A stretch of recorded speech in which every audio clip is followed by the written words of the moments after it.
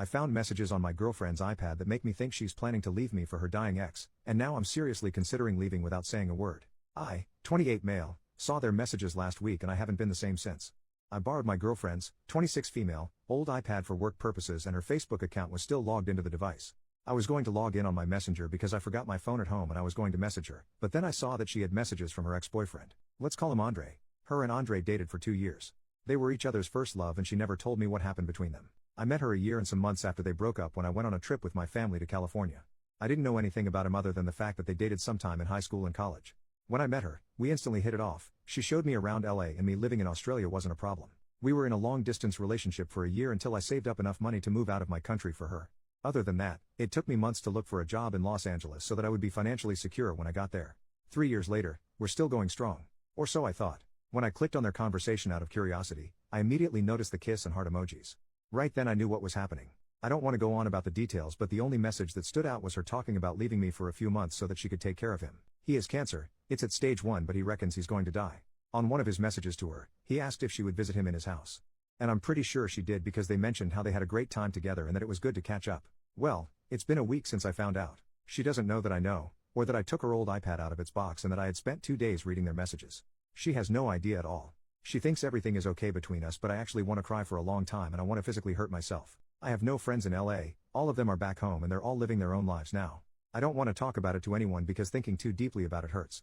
I guess when it all comes down to it, she never really loved me and I'm still trying to accept that. I think that's the part that is hurting most. I don't know how to approach this. I have written my resignation letter for work and I have messaged my parents that I was going to go home sometime next month. I did both when I was extremely upset. I just need advice on how to approach this. I don't want to talk to her about it, at all. I can't even look her in the eye without wanting to break down. Please help me on what to do and how to approach it correctly. As of now, I'm thinking of leaving while she's at work. Update, I finally talked to my girlfriend about it and unfortunately, she is now my ex-girlfriend. A lot of things that I never expected to happen did happen in a span of hours. As soon as she opened the door to our apartment, I could tell that she was already starting to cry. Seeing her so vulnerable like that also hurt because I didn't want to put her in that position. I had to constantly remind myself that none of this was my fault. We sat down, there were lots of tears. I thought I would be bitter, angry and that I would be screaming at her the whole time, but I just felt disappointed instead. I told her that I saw the messages and explained how I ended up scrolling through their whole conversation. She kept reasoning that she just felt sorry for him and that she didn't know how to say no to him because they go all the way back. Then I told her that we go more way back than they ever did. I was there through her lowest point. I helped her get up. She admitted that they had made love more than 3 times. I saw it coming. I had a gut feeling, but hearing her confirm it hurt so much. At that point, I was full on crying. I can't remember some of the things that happened because my mind was all over the place. It still is now. I remember telling her that I was done, that whatever we had was over. She kneeled in front of me and asked me to forgive her. I don't think I ever will. I can't tolerate people who cheat. By that point, a third of my clothes were packed up. Obviously she feels happier with him if she can do this to me. When I posted my first post, a Redditor approached me and offered me a place to stay. His place was only around 15 minutes away from ours and he picked me up. He'll also help me sell a lot of my stuff that I can't bring back home and will help me gather all my things back in my apartment. We both agreed that I don't mention him in this post.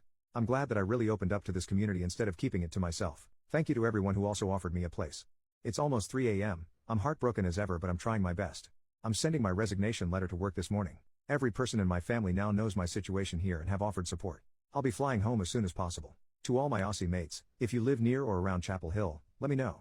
America, you were great, but now it's time to come home. Thanks for the help, everyone. Edit, I'm crying again, not because I got cheated on but because I realized that there is a whole world out there that cares a lot for my well-being. I almost can't believe I looked at hurting myself as an option to get away from the pain. I am really overwhelmed and also thankful for this community. Anthony and his wife, the Redditor who helped me, says this has been the most wholesome thing that ever happened to him. I may have lost a girlfriend and a future wife, but I gained heaps of friends. And even friends for a lifetime. Other than that, I am feeling better. It still feels surreal that she's gone, but what can a bloke do? She made her choice, so I made mine. I woke up to multiple messages from her family saying that I shouldn't rush things and that she's stupid and makes mistakes like everyone else. It sucks that I may not be able to see her family for a long time. They were great people. I thanked them and said that although I believe in second chances and everyone makes mistakes, cheating is a choice that jerks pick, never a mistake. My ex also emailed me around 5 in the morning. The email was too long, my eyes hurt from crying, so I junked it straight away.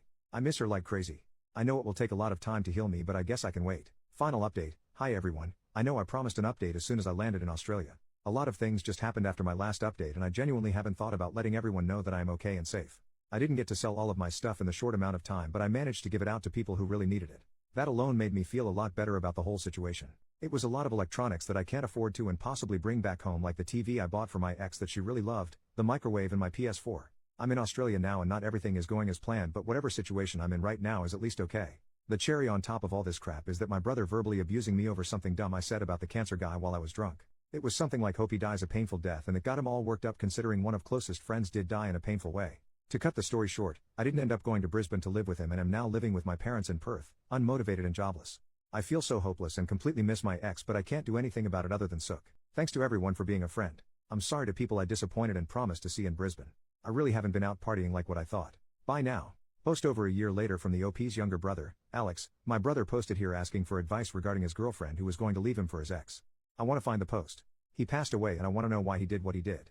I have been skimming for a while without an account, putting in keywords on the search bar. I'm desperate to see, please help. I am his younger brother. He passed away to suicide 2 months ago. He moved all the way to America from Australia with his girlfriend that he met there while on holidays. They broke up because he found out she cheated on him with her ex-boyfriend. I remember when we were talking about the vulnerable situation he was in, and he told me he met some people from a Reddit relationship advice page that helped him transition from America to Australia again. He said he was also going to meet people in Chapel Hill before crap hit the fan between him and our older brother. He would have been 28 to 29 years old when he posted. Please help me, I just want to see his account. I want to know what was on his mind. I need that closure. Commenter, first off, I'm sorry for your loss. I'd be really careful reading his posts if you find them. Make sure you can handle it. I can only imagine how hard it'd be to do something like that. Please look out for your mental health. You could just make things worse by moving forward with this. I suggest you maybe discuss this with a therapist before reading into anything. You want to make sure this will absolutely help you get closure and start to heal, as much as one can. If you're absolutely sure you want to read his posts and that this will help you, not harm you, here is his posts. Alex, thanks a lot for this. I'm still trying to gather the courage to read the whole thing. It hurts to know this happened to my brother. He was a good guy, would never hurt anybody. He sacrificed a lot of things for her and I really just can't believe this. Thanks to everyone who showed him kindness when he was far away from home. Commenter, I'm glad I could help. My brother was suicidal for a long time. I remember how tough it was. He fortunately got better after some time though, but every once in a while I have nightmares that he did go through with it, and just those nightmares mess me up pretty bad. I can't imagine what it's like to actually live through that horror. I'm really sorry for you and your family. I hope the posts can bring you all some closure. Please be real careful though. If I were in your shoes, I could very much see myself getting too hung up on the content of the posts and making my mental health significantly worse. This is why I very much recommend this is something you look at with a therapist, if you do decide to open those posts up. Alex, it's really tough. Every day I was scared that something would trigger Connor to do it. I had to call him 3 times within a day to check up on him while I was at university and work. We were having fun living together since the pandemic began. I thought he was enjoying spending a lot of time with me, but I think the isolation wasn't doing his mental health any good. I guess it's harder for me because I lived with him. I'm glad to hear your brother is okay now. Alex, thanks a lot for your help everyone. I still haven't clicked on the post yet. I just need some time to collect myself. I'm pretty nervous, but my family and I have been in the dark for so long. We really need this closure. He never spoke about the situation again and I wanted to see if he had any more to say. Commenter, I wouldn't get your hopes too high for closure. I'm not sure that's entirely possible with a situation like this.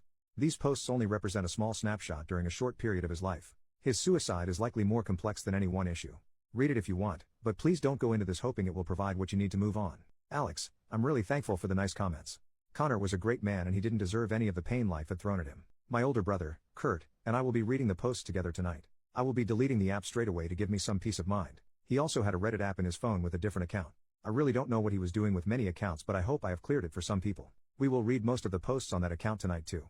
I know he was much more active on that one. I will not be telling my parents about this, they are already going through enough pain as it is. No one should have to go through the bouts of burying their own kid. Much love, Alex.